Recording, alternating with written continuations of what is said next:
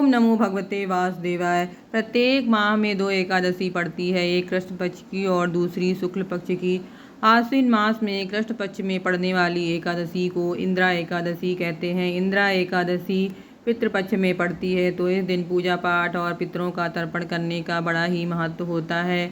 एकादशी के दिन भगवान विष्णु और माता लक्ष्मी की पूजा करने का विधान होता है। इस दिन सुबह स्नान करके साफ कपड़े पहनें और व्रत का संकल्प लें, पूजा पाठ करें और अंत में कथा जरूर पढ़नी चाहिए। कथा पढ़ने से ही पूजा संपन्न पूर्ण मानी जाती है।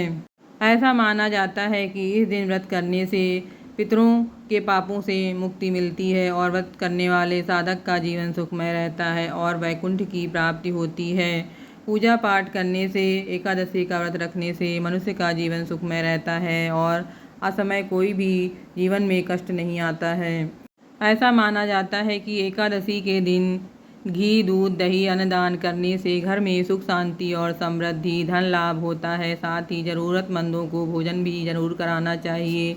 इंद्रा एकादशी की व्रत कथा इस प्रकार है। इंद्रसेन नामक एक दयालु और शक्तिशाली राजा था। एक बार नारद मुनि ने राजा को उनके पिता की मृत्यु के बाद की दयनीय स्थिति के बारे में बताया और कहा कि उन्हें इंद्रा एकादशी उपवास के साथ साथ ब्राह्मणों को दान करना चाहिए, ताकि वे अपने पिता को पिछले पापों से मुक्त कर उन्हें मोक्ष प्राप्त करने में मदद कर सकें। राजा ने श्रद्धापूर्वक व्रत किया। इससे राजा के पिता को वैकुंठ लोक की प्राप्ति हुई।